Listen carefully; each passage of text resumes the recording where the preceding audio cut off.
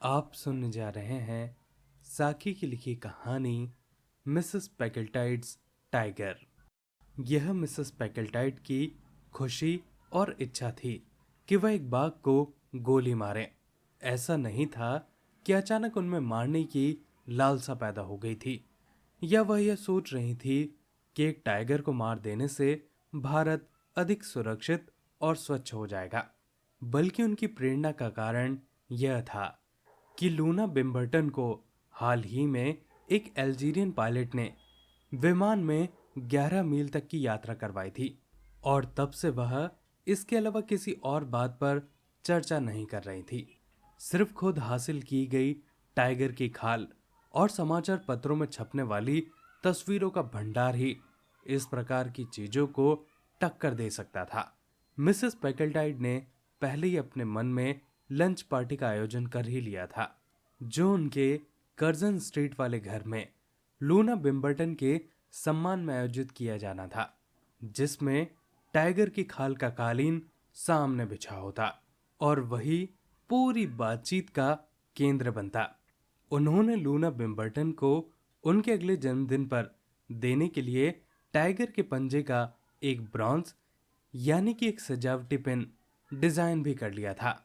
एक ऐसा संसार जिसमें भूख और प्रेम ही मुख्य रूप से मानव व्यवहार को प्रभावित करते थे, उसमें मिसेस पैकल्टाइड एक अपवाद थी। उनके काम और इरादे ज्यादातर लूना बिम्बर्टन के प्रति उनकी नापसंदगी से प्रेरित थे। हालात ठीक सिद्ध हुए।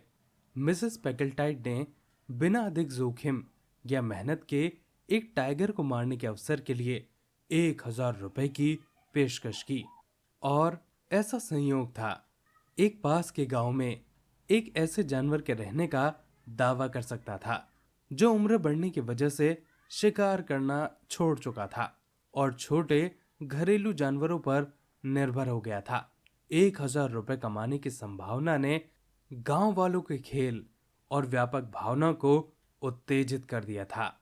स्थानीय जंगल की सीमा पर बच्चों को दिन रात तैनात कर दिया गया था, ताकि टाइगर को किसी और शिकारी जगह पर जाने से रोका जा सके। सस्ते प्रकार के बकरों को बड़ी सावधानी के साथ यूं ही इधर उधर छोड़ दिया गया था, ताकि वह अपने वर्तमान स्थान से संतुष्ट रहे।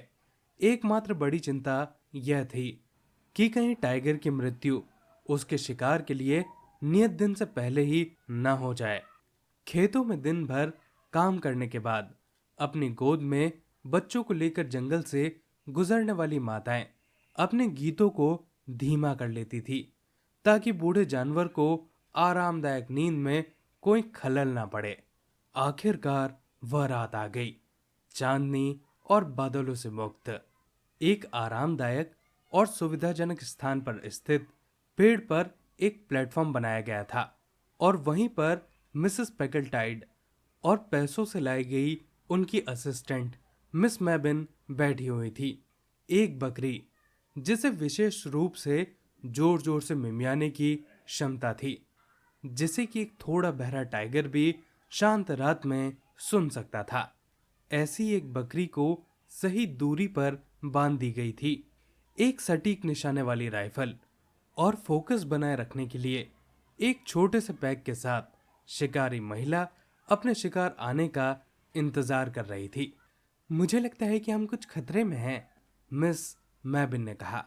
वह वास्तव में जंगली जानवरों से भयभीत नहीं थी, लेकिन उनके अंदर उस काम को करने से परहेज करने की आदत थी जिसके लिए उन्हें भुगतान नहीं किया गया था।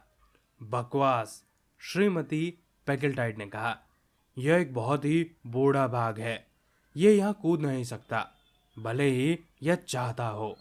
अगर ये बूढ़ा टाइगर है तो मुझे लगता है कि तुम्हें इसे सस्ते में मिलना चाहिए था। 1,000 रुपए बहुत सारे पैसे होते हैं। लुइसा मेबिन ने धन के प्रति एक सुरक्षात्मक बड़ी बहन का रवैया अपनाया हुआ था, चाहे वह किसी भी देश की मुद्रा हो। उनकी सख्त देखरेख ने कई रूबल्स को मॉस्को के किसी होटल में टिप्स में बर्बाद होने से बचाया था, और फ्रैंक्स व सेम्टिक उनके हाथों में चिपक से जाते थे।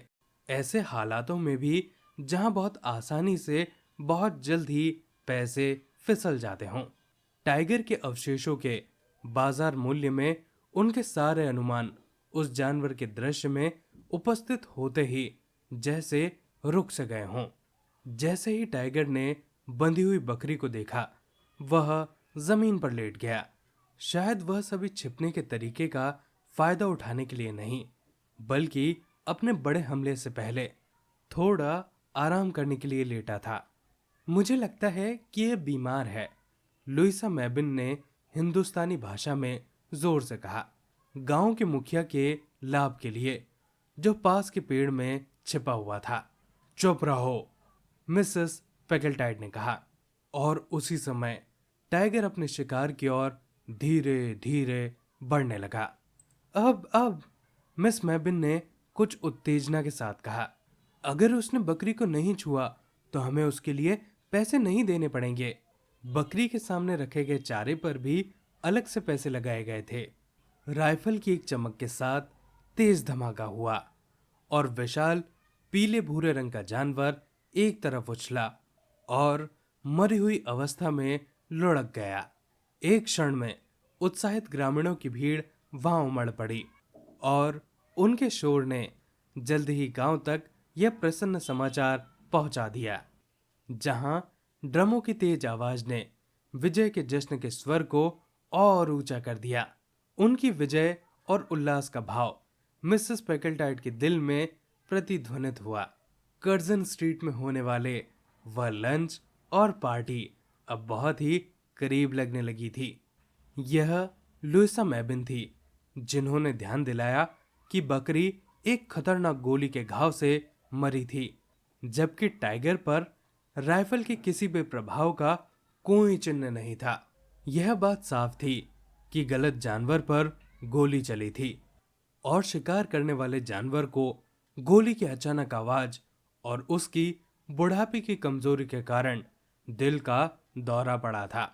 इस खोज पर मिसेस पैकेल्टाइड को थोड़ा खेद हुआ, फिर भी उनके पास एक मरा हुआ टाइगर था और गांव वाले अपने 1000 रुपए पाने के उत्साह में इस झूठ में खुशी खुशी सहयोग कर रहे थे कि बाघ को उन्होंने ही मारा था और मिस मैबिन तो पैसों पर लाई गई एक साथी थी। इसलिए मिसेस पैकेल्टाइड ने बेफिक्र होकर कैमरों का सामना किया और उनकी तस्वीरें टेक्सास वीकली स्नैपशॉट से लेकर नोवो ब्रेमियो में चित्रित सोमवार के विशेष संस्करण तक छपी। जहां तक लूना बिम्बर्टन का सवाल है, उसने हफ्तों तक बिना कोई भी फोटोग्राफ और न्यूज़पेपर देखने से मना कर दिया और टाइगर के पंजे वाले ब्रोंज के उपहार के लिए उसका धन्यवाद पत्र उसकी दबाई हुई भावनाओं का एक उदाहरण था। उसने लंच पार्टी के निमंत्रण को ठुकरा दिया, क्योंकि एक सीमा के बाद दबाई हुई भावनाएं खतरनाक हो सकती हैं। कर्जन स्ट्रीट से टाइगर की खाल वाला कालीन मैनर हाउस तक गया और उसे वहां के लोगों द्वारा पूरी तरह से देखा और सराहा गया। यह बात पूरी तरह से उचित थी कि मिसेस पैकेल्टाइड काउंटी कॉस्ट्यूम बाउल में डिजाइन के रूप में शामिल हुई। कॉस्ट्यूम बाउल का मतलब होता है एक विशेष प्रकार की पार्टी जहां लोग अलग अलग कपड़े पहनकर सज धज कर जाते हैं। हालांकि उन्होंने क्लोविस के उस प्राचीन नृत्य पार्टी के मजेदार सुझाव को ठुकरा दिया था, जिसमें हर कोई उस जानवर की खाल पहनकर आता जिन्होंने उसे हाल ही में मारा था।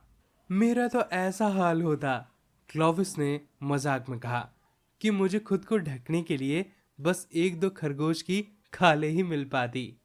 उन्होंने एक चुटीली नजर डालते हुए जोड़ा, मेरा शरीर उस रूसी नृत्य लड़की जितना ही अच्छा है।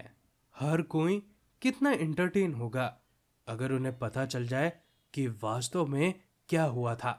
लुइसा मैबिन ने बॉल के कुछ दिनों के बाद कहा, तुम्हारा क्या मतलब है? मिसेस पैकेल्टाइड ने जल्दी से पूछा, कैसे तुमने टाइगर को गोली मारी और टाइगर तो डर के मारे ही मर गया? मिस मैबिन ने अपनी अप्रिय रूप से आनंदित हंसी के साथ कहा, कोई इस पर विश्वास नहीं करेगा, मिसेस पैकेल्टाइड ने कहा, और उनका चेहरा ऐसे रंग बदलने लगा मानो वह रंगीन पैटर्न वाली किताब के पन्नों को तेजी से पलट रहा हो। लूना विंबलडन करेगी, मिस मैबिन ने कहा। मिसेस पेकल्टाइट का चेहरा हरे सफेद रंग की एक अप्रिय छाया में बदल गया। तुम मुझे बेनकाब तो नहीं करोगी, है ना? उन्होंने घबराते हुए पूछा। मैंने डार्किंग के पास एक वीकेंड कॉटेज देख रखा है जिसे मैं खरीदना चाहती हूँ, मिस मैबिन ने बात को घुमाते हुए कहा। वह 680 पाउंड का है, काफी सस्ता सौदा है, लेकिन दुर्भाग्य से मेरे पास उतने पैसे नहीं हैं। लुइसा मैबिन ने वह सुंदर कॉटेज मिसेस पेकल्टाइट के पैसों से खरीद लिया, जिसने उसे ले फॉक्स का नाम दिया। लेस फॉवेस एक फ्रेंच वर्ड है जिसका मतलब होता है जंगली जानवर। वह कॉटेज गर्मियों के दिनों में टाइगर लिली के फूलों से सजता था। उसके दोस्तों के लिए यह आश्चर्य और प्रशंसा का विषय था। यह अजूबा है, इसे लुइस कैसे मैनेज कर लेती है। यह एक आम राय है। मिसेस पेकल्टाइट अब बड़े जानवरों का शिकार नहीं करती क्योंकि अतिरिक्त खर्च बहुत ज्यादा हो जाता है, वह उत्सुक दोस्तों से कहती। दोस्तों, ये थी पूरी कहानी। इस कहानी में हमने ये जाना कि दिखावा करना कितना भारी पड़ सकता है और यह हमें कितना नुकसान पहुंचा सकता है। आशा करता हूं कि आपको ये कहानी अच्छी लगी होगी। अगर आपको ये कहानी अच्छी लगी हो तो प्लीज़ इसे लाइक कीजिए और चैनल को सब्सक्राइब कीजिए। अपने आसपास सफाई बनाए रखें और एक पेड़ ज़रूर लगाएं। आप सभी का बहुत बहुत धन्यवाद।